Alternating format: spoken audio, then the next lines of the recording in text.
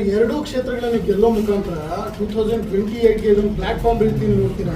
ಜನರು ನಿಮ್ಮ ಗ್ಯಾರಂಟಿಗಳನ್ನು ನಂಬಿಕೊಂಡು ಪ್ರಶಂಸೆ ಕೊಟ್ಟಿದ್ದಾರೆ ಅನ್ಸುತ್ತಾ? ನಾನು ಹೇಳಿದ್ನಲ್ಲ, ನಮ್ಮ ಗ್ಯಾರಂಟಿಗಳಿಗೆ ನಮ್ಮ ಸರ್ಕಾರಕ್ಕೆ ಭಾಗ್ಯದ ಲಕ್ಷ್ಮೀ ಬಾರಮ್ಮ, ಭಾಗ್ಯದ ಲಕ್ಷ್ಮೀ ಬಾರಮ್ಮ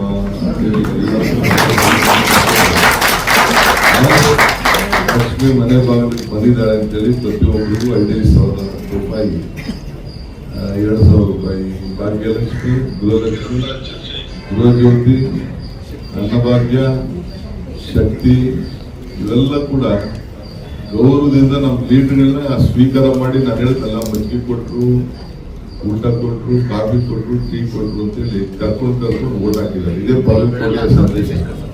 ಅವರು ನಿಮ್ಮನ್ನ ಬೂದೆಲ್ಲ ನಿಮ್ಮನ್ನು ಇಟ್ಕೊಳ್ತೀವಿ, ನಿಮಗೆ ಶಕ್ತಿ ತುಂಬುತ್ತೀವಿ, 28ಕ್ಕೂ ನಿಮಗೆ ನಾವು ಮುಗಿಸ್ತೀವಿ ಅಂತ ಸಂದೇಶವನ್ನ ಕೊಟ್ಟಿದ್ದಾರೆ.